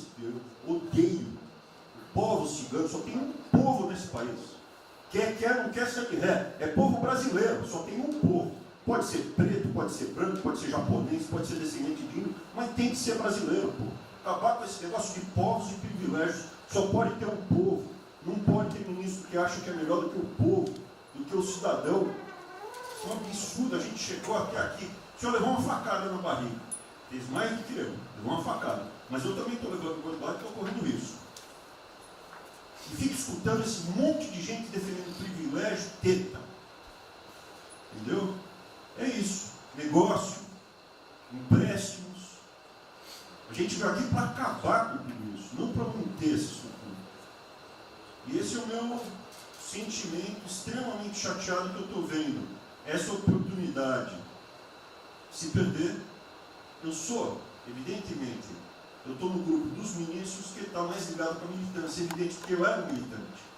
Eu estava militando de peito aberto, continuo militando, do ponto de vista de carreira. Eu poderia ter tentado me dar bem. Não foi isso que eu fiz. Não foi isso que eu fiz. Sei que isso daqui é um palácio, existem intrigas palacianas, estou sendo muito franco. E a gente pode sim perder a liberdade, perder esse país. Ninguém vai se dar bem se a gente perder esse país. Quem vai se dar bem são pouquíssimas famílias. Pouquíssimas famílias. Não se iludam. Não se iludam. É isso. Deixa eu complementar aqui. O que o Ventório está falando, estou com 65 anos, a gente vai se aproximando do que não deve. Eu já tenho me policiado tocante a isso daí. São pessoas aqui em Brasília, os três poderes, que não sabem o que é povo. Eu converso com alguns, não sabem o que é um feijão com arroz, não sabem o que é um supermercado, esqueceu. Acho que o dinheiro cai do céu. Eu estou com meus privilégios garantidos, meus 100 mil por mês, em média, 100 mil por mês, né? Legalmente. E acho que isso não vai acabar nunca. Como alguns acham que a liberdade, qual é desse cara? Tá maluco? Eu estou vendo mais antigo aqui, o Joelino aqui. Ele sabe o que foi 64. Muitos aqui não sabem. Essa cambada que tentou chegar no poder de 64, se tiver chegado, ele estava fudido todo mundo aqui. Cortando, ele estava felicíssimo cortando cana, ganhando $20 por mês. Não pode esquecer disso. Nós não podemos esquecer o que é esse povo. Eu vou convidar os ministros para domingo e passar essa semana. Convite, né? Não é missão, não, convite. Para ver como é que está o cara na esquina. Para ver uns merda para falar aí, né? Uns merda de sempre. O cara rompeu o isolamento, tá dando peça. Tem peça pro cacete, pô. Tá passando fome, tá na merda, pô. Sentiu o cheiro de povo. Como eu falei lá. É uma experiência para todo político sentir e lá ver como é que está o negócio. Ou a gente tem que estar como se fosse, né, um general na retaguarda e deixar a tropa se ferrar na frente. Não, o general está na frente, o coronel está na frente, o capitão está na frente. Nós, heróis da Segunda Guerra Mundial, estiveram na frente do campo de batalha. Simples aqui, tenho certeza, nas Forças Armadas vão cumprir com o seu papel, mas nós temos que dar exemplo e mostrar que o Brasil não é. Eu sou mais educado que o Ventório, até me poli muito, né? O linguajar que ele usou, mas não é isso. Que o pessoal pinta por aí, se reunindo de madrugada, para lá, para cá, cima de informações. O meu funciona. O meu particular funciona. Os outros que tem oficialmente desinformam. E voltando ao tema, eu prefiro não ter informação do que ser desinformado por cima de informações que eu tenho. Então, pessoal, muitos vão poder sair do Brasil. Mas não quero sair, ver a minha irmã de Eldorado, outra de Cajati, o coitado do meu irmão, capitão do exército de Miracatu, se fuder, pô. Como é perseguido o tempo todo. É a posse da Folha de São Paulo, diz que meu irmão foi expulso de um açougue em Registro, que estava comprando carne sem máscara. Comprovou no papel, estava em São Paulo esse dia. O dono do restaurante, do açougue, falou que não estava lá. E fica por isso mesmo, isso aqui é problema dele, né? Mas é putaria o tempo todo para me atingir, mexendo com a minha família. Já tentei trocar gente da segurança nossa no Rio de Janeiro, oficialmente, e não consegui. Isso acabou. de sacanagem, ou amigo meu, porque eu não posso trocar alguém da segurança na ponta da linha que pertence à estrutura. Vai trocar. Se não puder trocar, troca o chefe dele. Pode trocar o chefe dele? Troca o ministro. E ponto final. Não estamos aqui para brincadeira. Eu tenho um garoto aqui, com todo respeito, do BNDES. Eu conhecia, ele usava calção lá. Pode ver se Estados Unidos para cá, podia estar muito bem lá. Veio para cá, eu estava voltando ao Brasil com o vídeo do Paulo Guedes. E amigos dos pais dele, eu conheci ele, né, Paulo Guedes? Eu não lembro dos teus pais, não de você, tá certo? Mas alguém que está investindo aqui. E todos nós temos que pensar nisso. O que esses filhos de Maia querem, é a nossa liberdade. Olha, como é fácil impor uma ditadura no Brasil, como é fácil. O povo está dedicado. Por isso que eu quero, de ministro da Justiça e ministro da Defesa, que o povo se arme. Que a garantia que não vai ter um filho da puta aparecer para impor uma ditadura aqui. Que é fácil impor uma ditadura. Facílimo. Um bosta do prefeito, faz um bosta no decreto, algema e deixa todo mundo dentro de casa. Se ele tivesse armado, ia para a rua. E se eu fosse ditador, né, eu queria desarmar a população. Como todos fizeram no passado, quando queriam, antes de impor a sua respeito da ditadura. Aí, que a demonstração nossa, eu peço ao Fernando e ao outro, por favor, assine essa portaria hoje, que eu quero dar um puta do recado para esses bosta. Por que eu estou armando o povo? Porque eu não quero uma ditadura. E não dá para segurar mais. Não dá para segurar mais. Quem não aceitar as minhas bandeiras, Damares, família, Deus, Brasil, armamento, liberdade de expressão, livre mercado, quem não aceitar isso está no governo errado.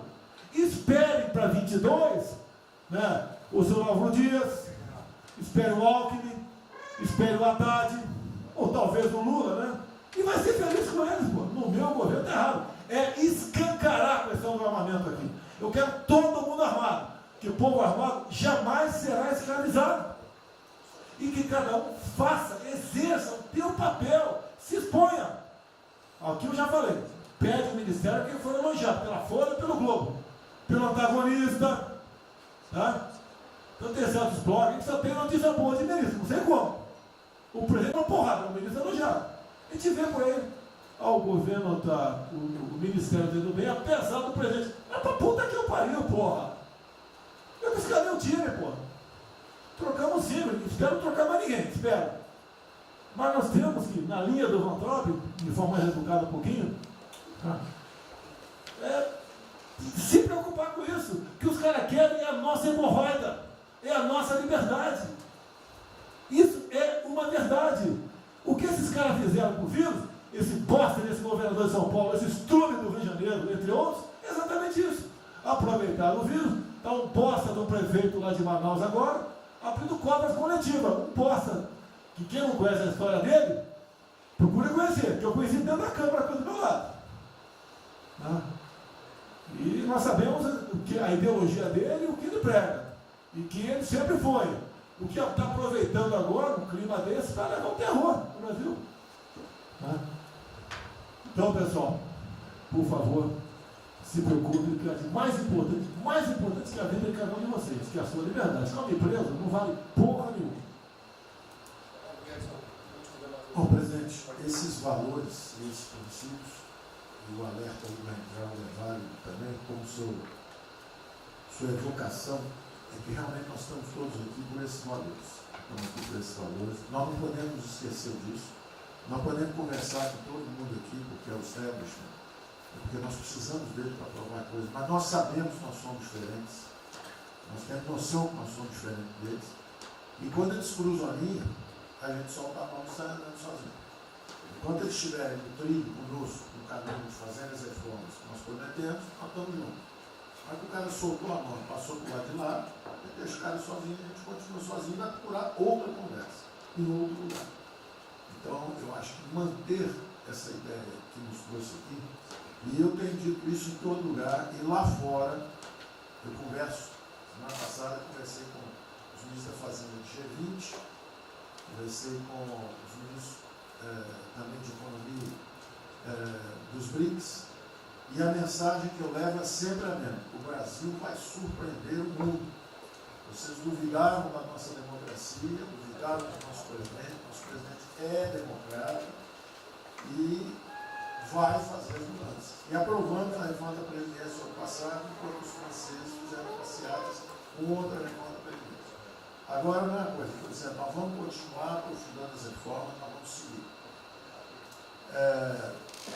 Eu conheço todas as histórias de reconstrução por profissão, obrigado a estudar isso, a reconstrução da Alemanha, na Segunda Guerra, a Primeira Guerra com Chaves, a Segunda Guerra com Ludwig Erhard, a reconstrução da economia do Chile com os caras de Chicago, o caso da fusão das duas Alemanhas. Eu conheço profundamente, no detalhe, não é de ouvir falar. Eu li 8 livros sobre cada reconstrução dessa. Então, eu li James 3 vezes no original antes de eu chegar a Chicago. Então, não tem música, não tem dogma, não tem blá blá blá. Tem estudos sobre todas as ocasiões. E nós demos uma demonstração disso quando nós estávamos indo numa direção norte, com as reformas estruturantes, e de repente, em 3 semanas e meia, nós fomos para o sul. Nós fomos elogiados hoje lá fora, semana passada, todo mundo elogiando, fazendo referência, que o Brasil está à frente de todos os emergentes, e Paris passou ali, só está atrás um pouquinho dos Estados Unidos. Os Estados Unidos está naquele caso, que é um cara que tem a moeda forte, emite $1 trilhão para cada problema que eles têm e ninguém reclama.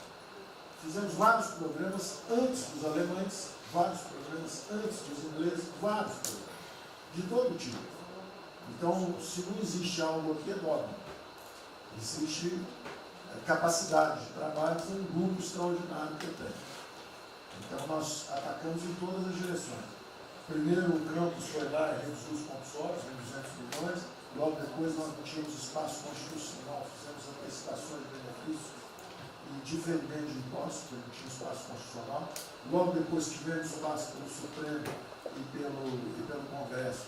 Entramos nas constitucionais, gastamos 300 e poucos bilhões, que não é muito. Tem uma ideia, o último déficit do governo Temer foi 160. Nós gastamos 300. Não gastamos tanto assim, mas atingimos 50 milhões de brasileiros, como diz lá o Pedro. 70 milhões de brasileiros. Lançando essa camada para os mais frágeis, pegamos os idosos, pegamos as empresas, microcrédito, depois de 0 a 360 mil, depois de 360 a 10 milhões. Montamos um comitê de bancos, estamos lá com o Montezano agora fazendo justamente a reestruturação. Não vai ter molezinha para a empresa aérea, para nada disso. É dinheiro que nós vamos botar usando a melhor tecnologia financeira lá de fora. Nós vamos botar dinheiro, vai dar certo, nós vamos ganhar dinheiro. Nós vamos ganhar dinheiro usando recursos públicos para salvar grandes companhias. Agora nós vamos perder dinheiro salvando empresas pequenininhas. Então nós estamos fazendo tudo by the book direitinho. Na conversa com os ministros da Fazenda lá de fora, eu disse que nós estamos com um déficit extraordinariamente alto esse ano, da mesma forma que eles, está todo mundo na mesma direção, só que nós caímos no chão, com uma confusão, tiro, porrada e bomba, mas nós não perdemos a busca. A gente cai, levanta e sabe para onde nós temos que ir. Nós não vamos perder a busca. Nós sabemos dos valores, sabemos dos princípios, sabemos o que nós estamos defendendo. Estamos defendendo liberdade, liberdade econômica, liberdade política. Nós sabemos o que nós estamos defendendo. E estamos agora, no meio dessa confusão, derrubando a última torre do inimigo. Uma coisa é que nós vamos fazer a reconstrução e a nossa transformação econômica. A outra coisa são as torres do inimigo que a gente tinha que derrubar. Uma era excesso de gasto com a Previdência, derrubamos assim quebrando. A segunda torre era os juros estão descendo e vão descer mais ainda. O Campos tem o mapa já, estamos descendo. Então, para ter uma ideia, o ano passado, para esse ano, 120 bilhões a menos de juros. Um plano Marshall por ano, sem juros a menos. Então nós sabemos, e é nessa confusão toda, todo mundo está achando que estão distraídos, abraçaram a gente, enrolaram com a gente, nós já botamos a granada no bolso do inimigo. 2 anos sem aumento de salário. Era a terceira toda que nós tínhamos que derrubar. Nós vamos derrubar agora também. Isso vai nos dar tranquilidade de ir até o final.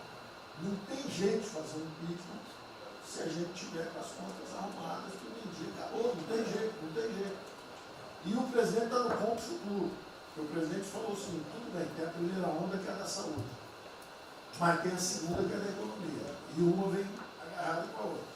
Nós estamos ainda tentando sair da primeira, a segunda já está querendo bater. Eu ainda acho que nós estamos preservando os sinais vitais da economia brasileira. Ela, para mim, ainda é um urso hibernando. Baixa sua energia para zero, consumo de energia para quase zero, só respira.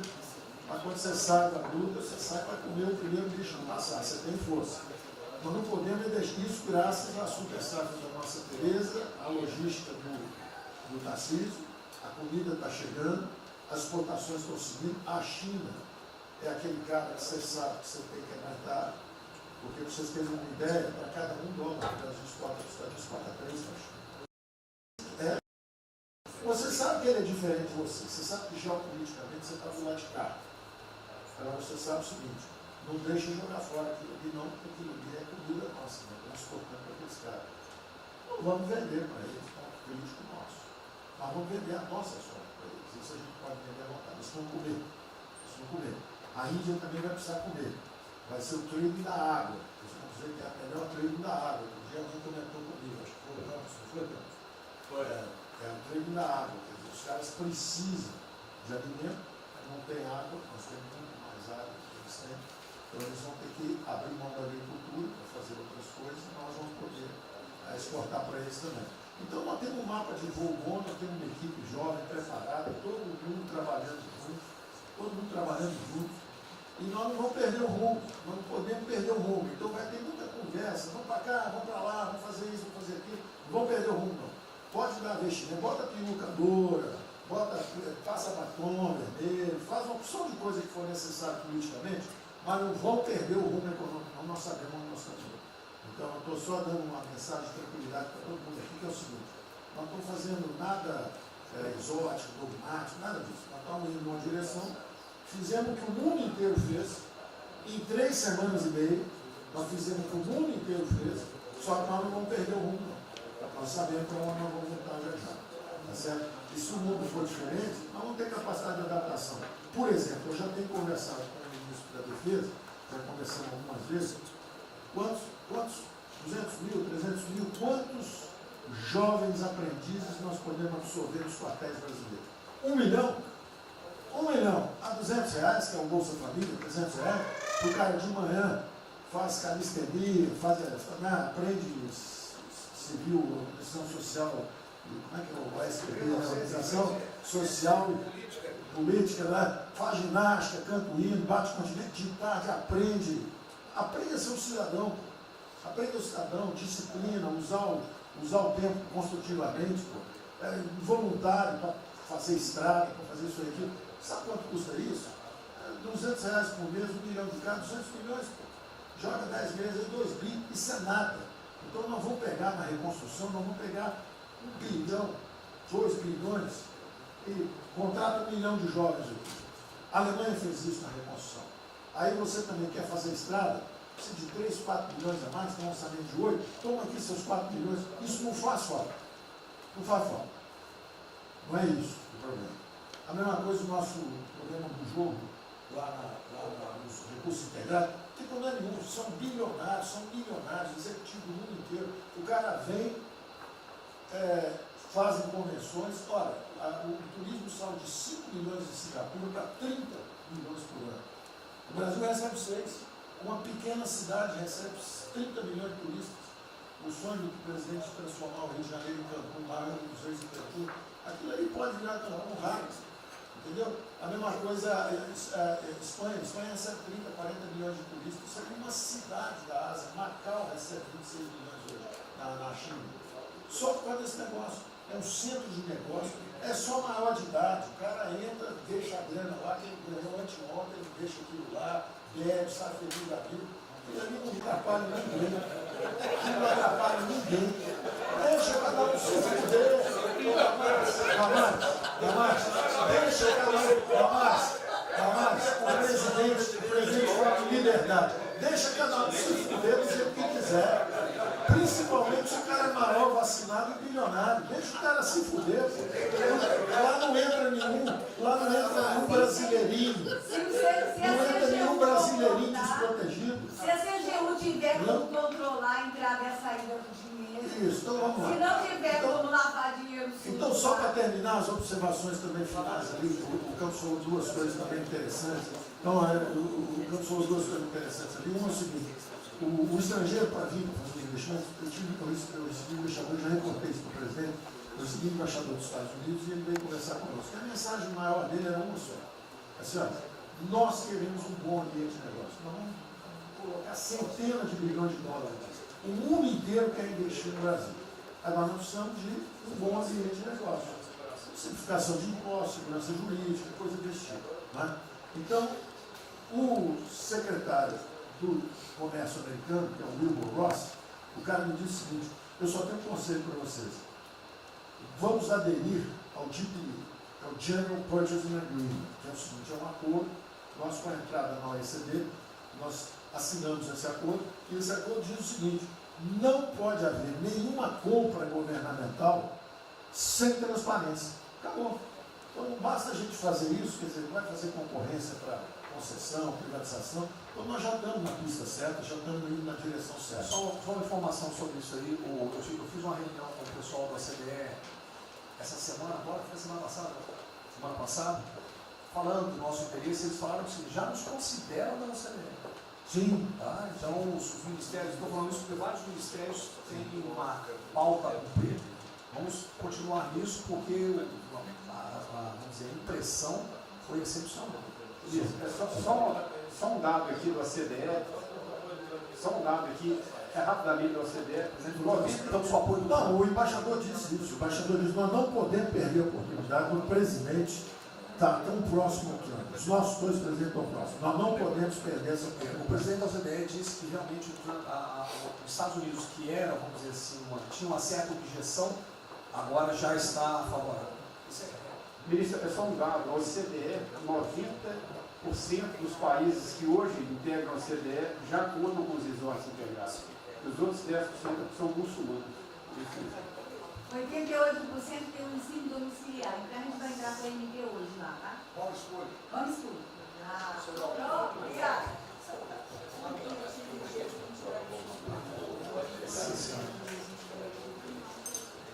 Uma nova ordem para o coronavírus, muitos países vão colocar regras para ter estoque novamente. Eu acho que não é o nosso caso. Nós temos que ter acesso ao mercado, mas nós precisamos incentivar o turismo. É o único produto que o Brasil não é autossuficiente.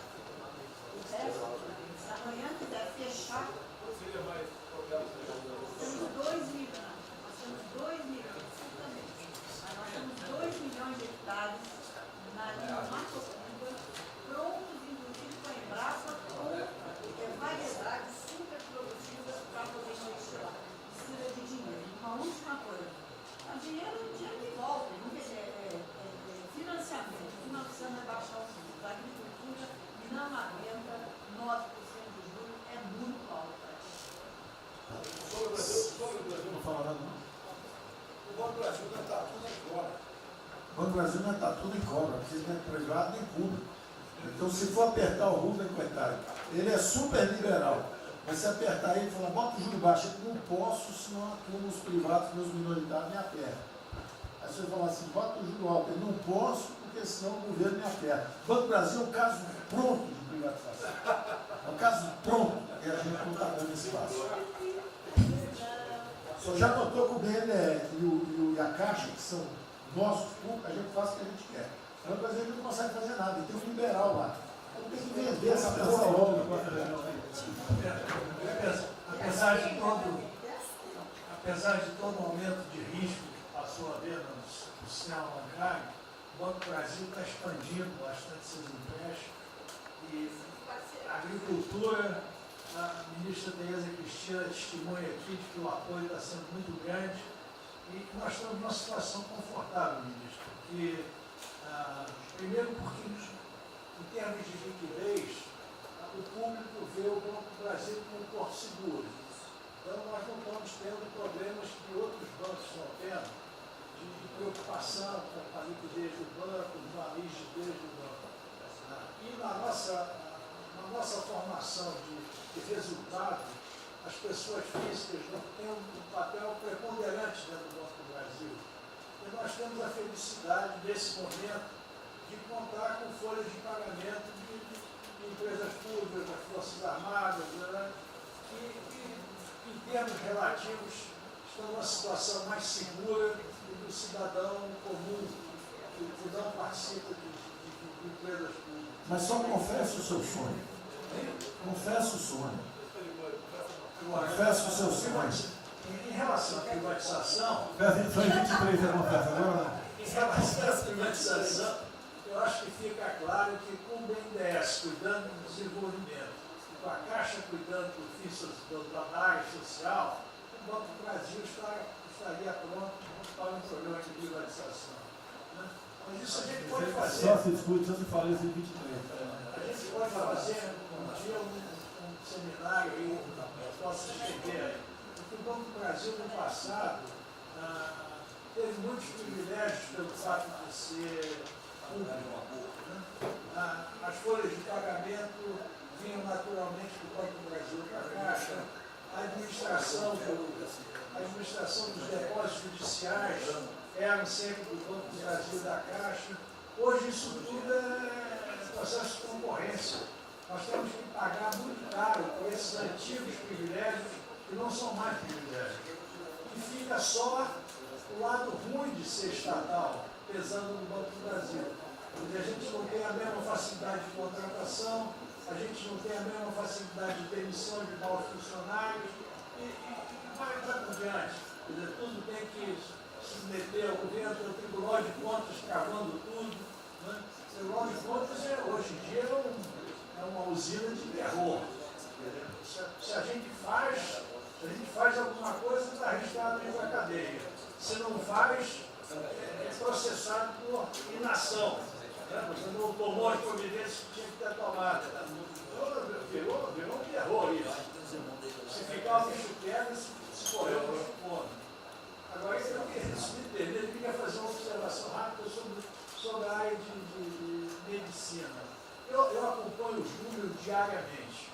Eu vejo que os óbitos, eles chegaram diários, passaram de 200 durante alguns dias, 4, 5 dias, mais de 200 pessoas sendo mortas. De uns 4, 5 dias para cá, esses óbitos caíram bastante, já não chegam mais na casa dos 200. A minha sensação, de quem não é especialista no negócio, mas que observa os números, é que o tal do pico, o tal famoso pico, que gerava tantas preocupações, a minha sensação é que esse pico já passou. Né? Agora... É que o senhor não viu o número que nós mostramos assim agora, mas isso é outra história. Senhores, sem querer cortar, muito obrigado a todos, porque senão não teria